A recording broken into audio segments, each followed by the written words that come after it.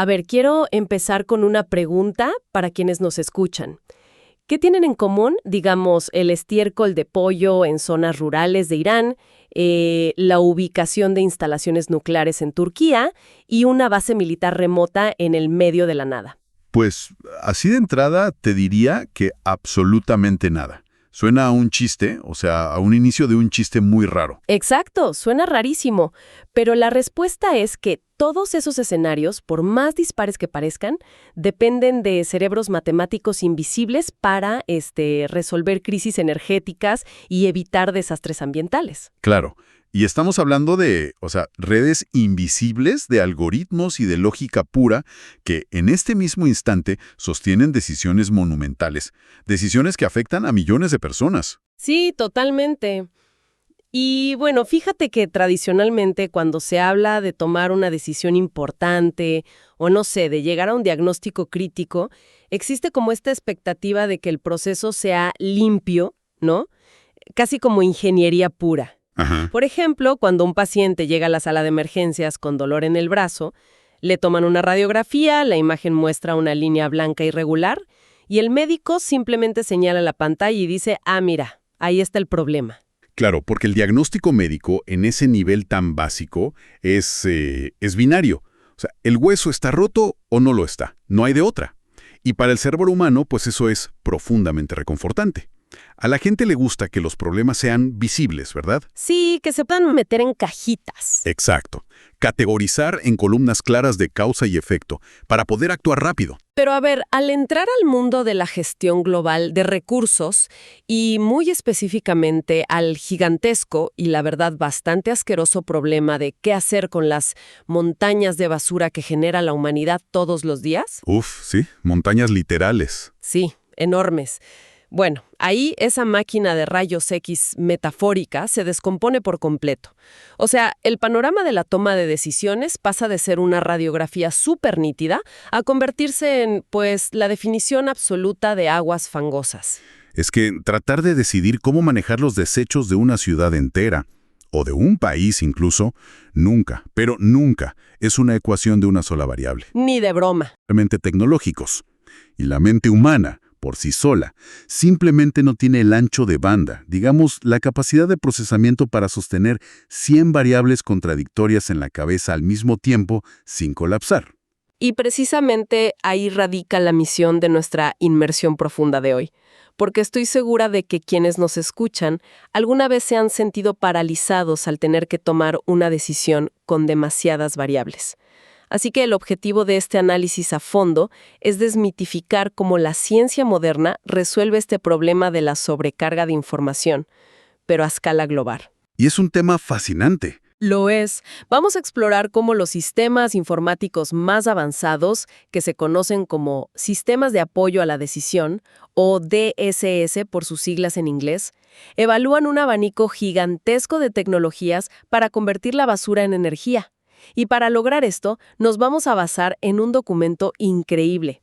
Es un artículo exhaustivo de revisión y corrección que se publicó en la revista científica Helion, revisado recientemente con fecha de 2025. Ajá.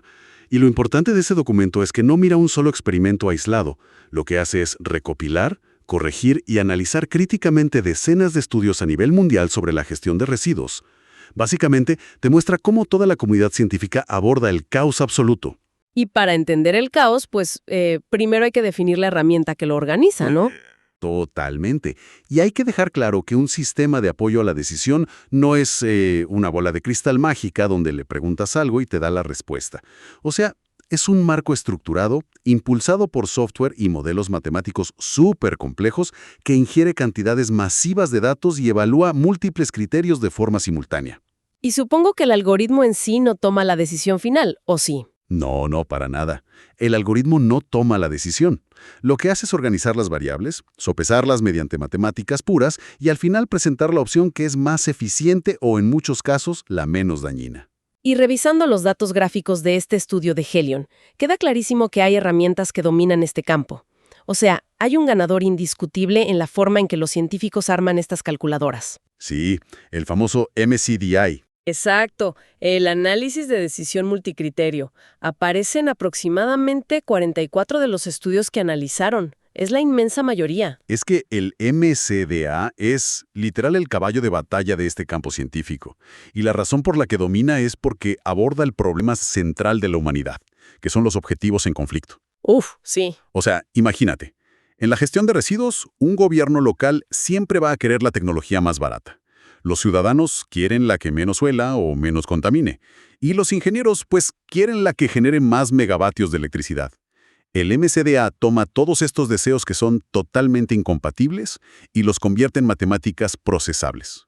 Oye, y para visualizar esto del MCDA, porque a veces suena mucha jerga académica, yo me lo imagino como el proceso de intentar comprar una casa en pareja, ¿no?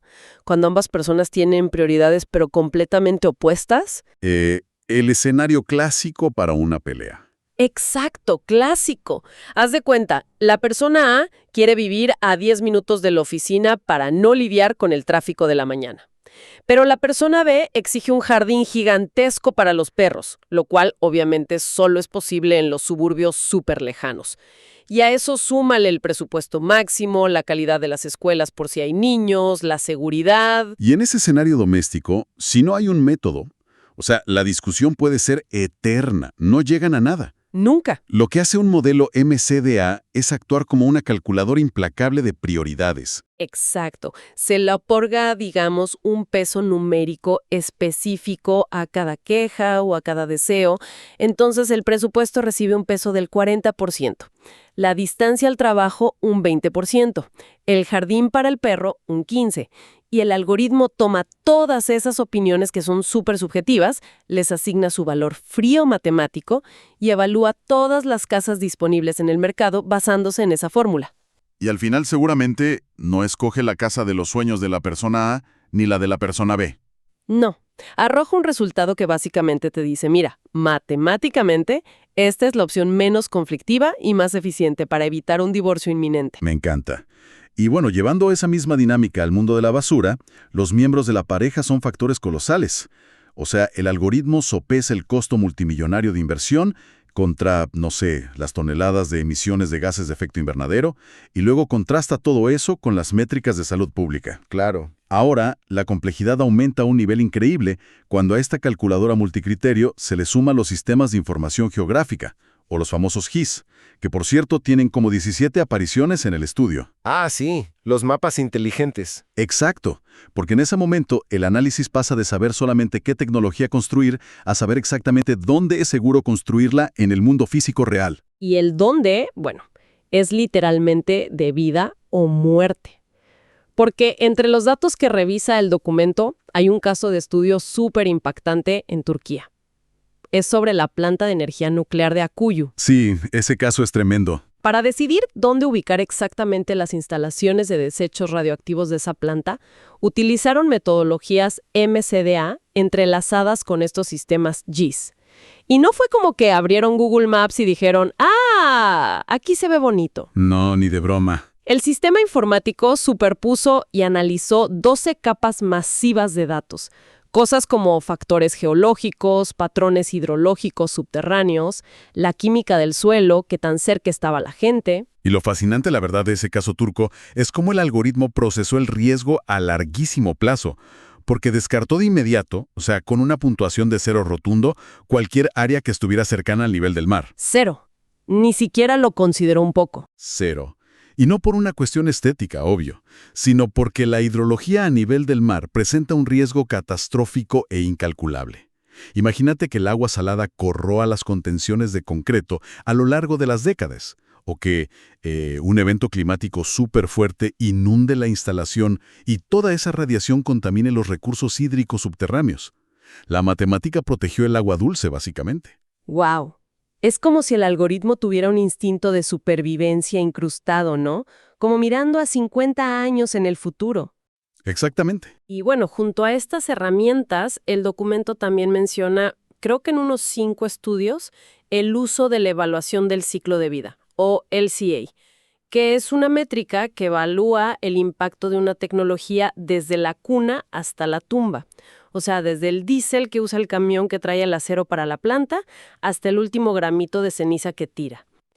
Y una vez que entendemos que estos sistemas de apoyo a la decisión son, pues, calculadoras de prioridades masivas que cruzan geografía, costos, ciclo de vida, la pregunta natural es, ¿qué pasa cuando alimentas a la máquina con los datos del mundo real? O sea, ¿qué tecnologías terminan ganando? Pues, al observar los resultados globales que recopila el artículo, emerge un campeón, digamos, bastante recurrente. Hay una tecnología que parece dominar los modelos algorítmicos en casi todas partes: la digestión anaeróbica. La estrella emergente de la basura orgánica, digamos. Tal cual. Y la razón por la que los sistemas de apoyo a la decisión la coronan como la mejor opción tan seguido radica en el equilibrio, en cómo funciona a nivel biológico, lo cual se traduce de maravilla al nivel matemático.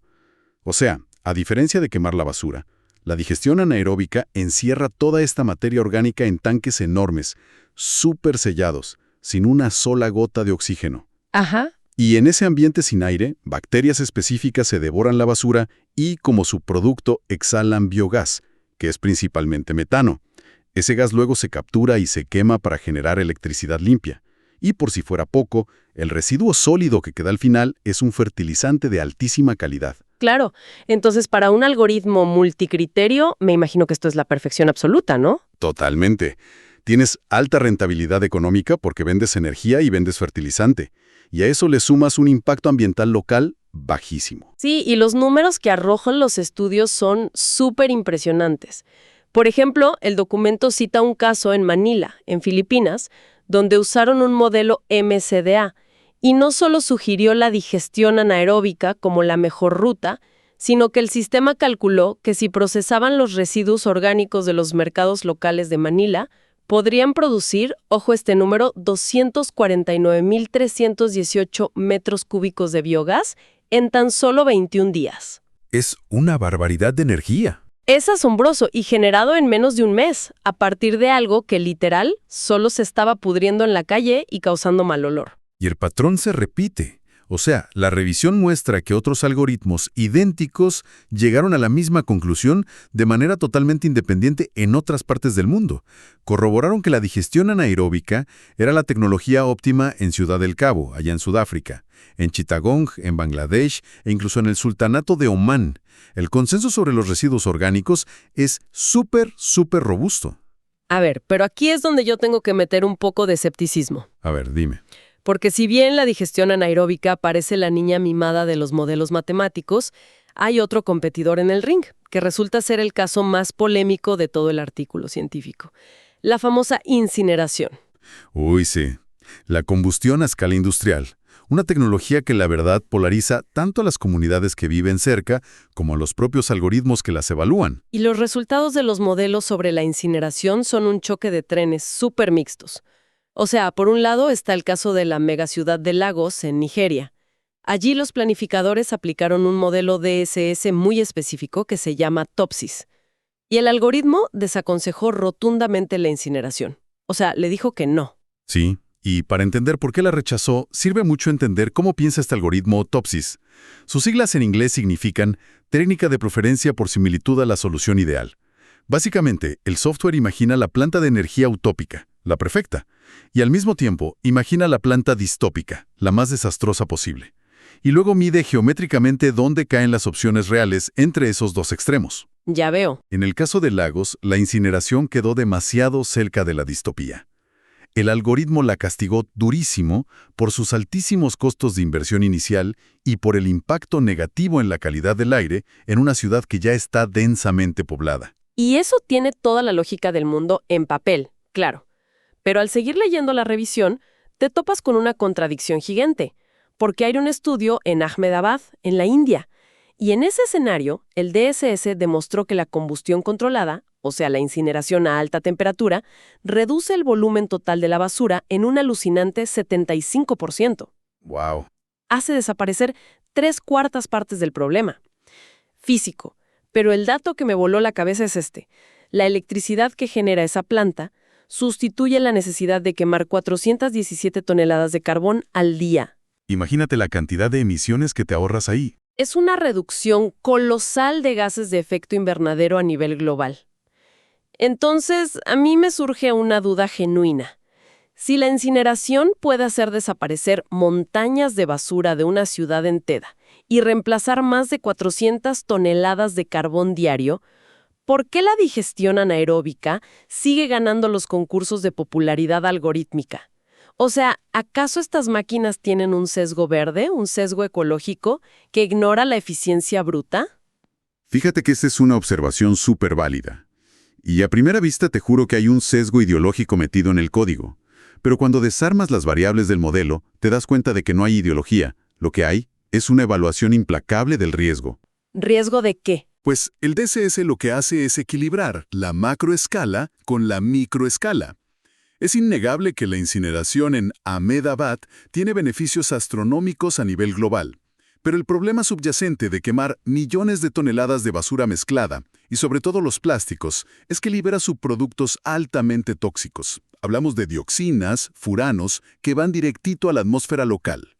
Contaminantes que son literal veneno puro para los pulmones de la gente que vive cerca. Exactamente. Y la única manera de evitar que una planta así envenene lentamente al vecindario es instalar sistemas de filtrado de aire que son obras de ingeniería súper avanzadas. Y esos filtros son absurdamente caros, tanto de instalar como de mantener mes a mes. Entonces el algoritmo penaliza la incineración durísimo en la columna de riesgo financiero y riesgo de salud local. Ya, claro. O sea, la digestión anaeróbica gana en lugares como Omán porque no necesita esos filtros ultramodernos. El retorno de inversión es mucho más seguro y el riesgo de causar una crisis respiratoria localizada es mínimo. La matemática básicamente dice que la contaminación incontrolable es un riesgo de quiebra financiera. ¡Qué buena explicación! Es como la diferencia entre aplaudir solo porque miras la línea de meta que dice más megavatios y analizar fríamente todo el campo minado financiero y tóxico que la ciudad tiene que cruzar para llegar a esa meta. Así es. Ahora, está clarísimo cómo funcionan estos sistemas para ciudades enteras. Pero bueno, el mundo real no siempre es una metrópolis perfectamente cuadriculada. ¿Qué pasa cuando el algoritmo, no sé, se enfrenta a la naturaleza o a escenarios completamente extremos de los que hablábamos al principio? Ahí es cuando verdaderamente brilla la adaptabilidad de los DSS. O sea, te das cuenta de que no son plantillas rígidas, son motores de cálculo que se amoldan a lo que haya. Y el ejemplo que dabas al inicio de las bases militares remotas es buenísimo. Sí, el estudio 125 de la revisión. Ese caso altera todas las métricas tradicionales de ecología que veníamos hablando. Por completo. O sea, aplicaron el método para bases de distintos tamaños.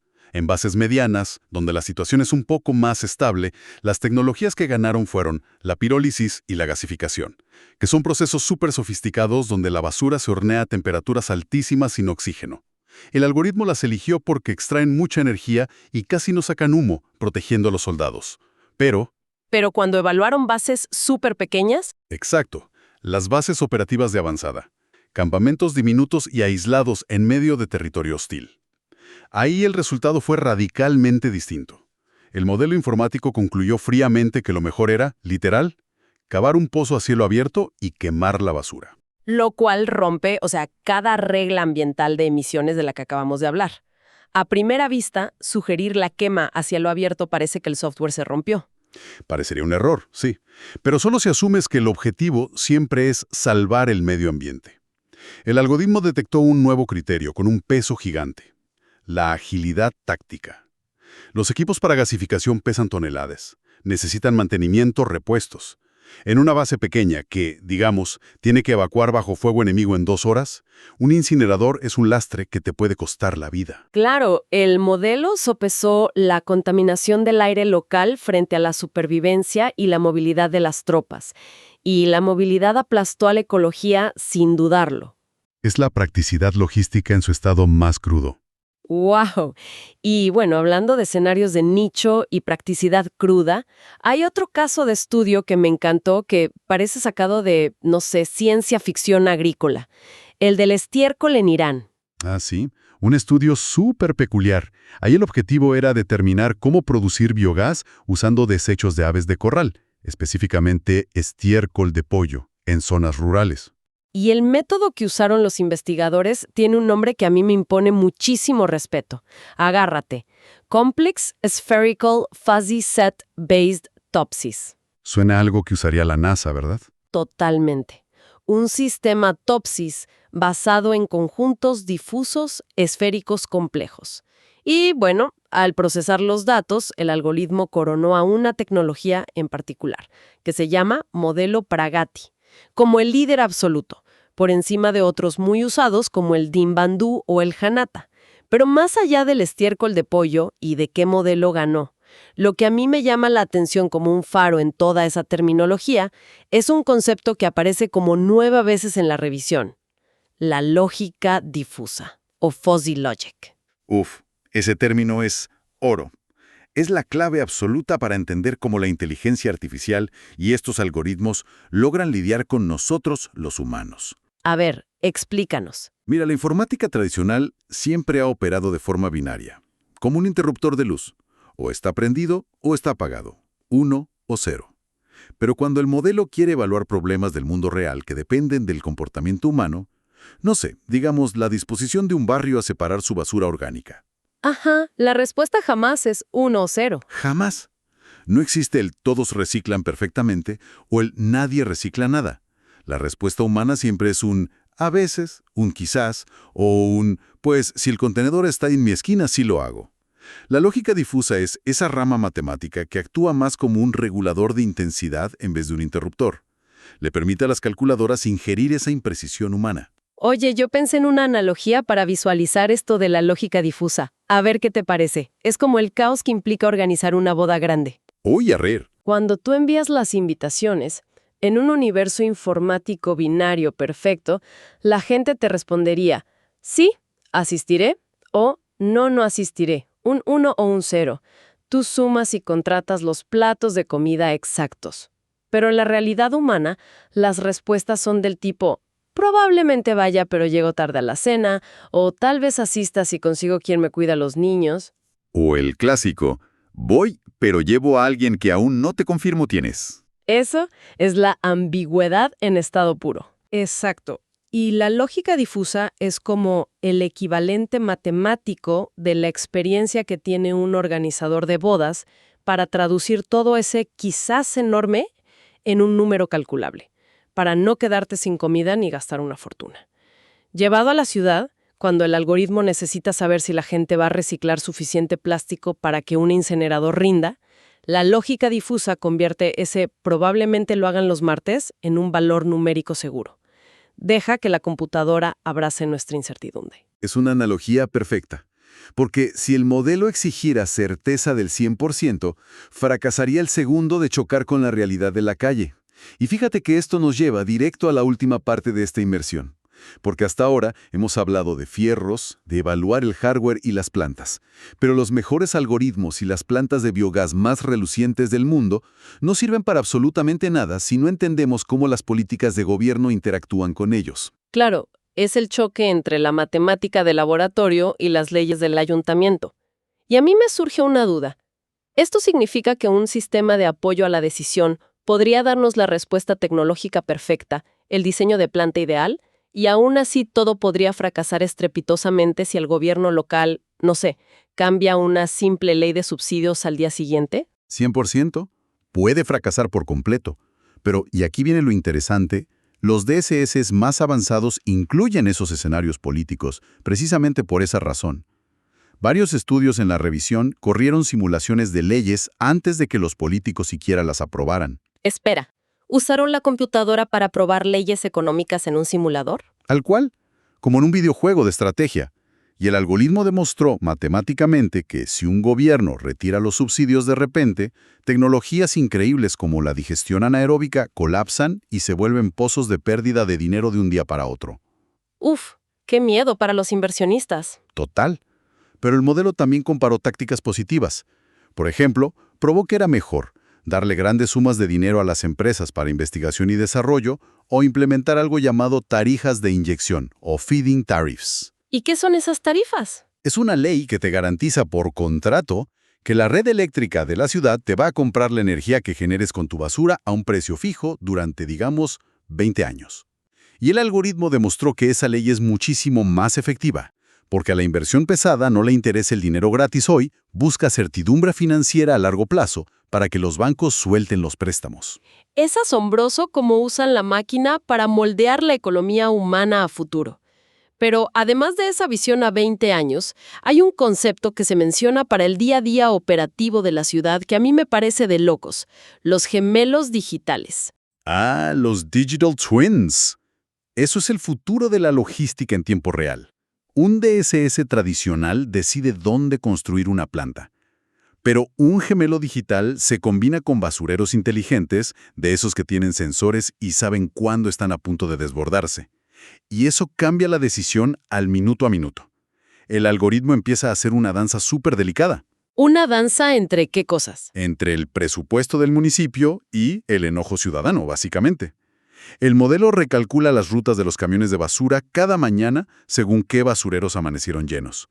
Pero si el algoritmo optimiza demasiado para ahorrar gasolina y se salta un barrio porque matemáticamente aguantan un día más, se arriesga a que un pico inesperado deje las calles sucias. Y que lluevan quejas al ayuntamiento en Twitter. Exacto.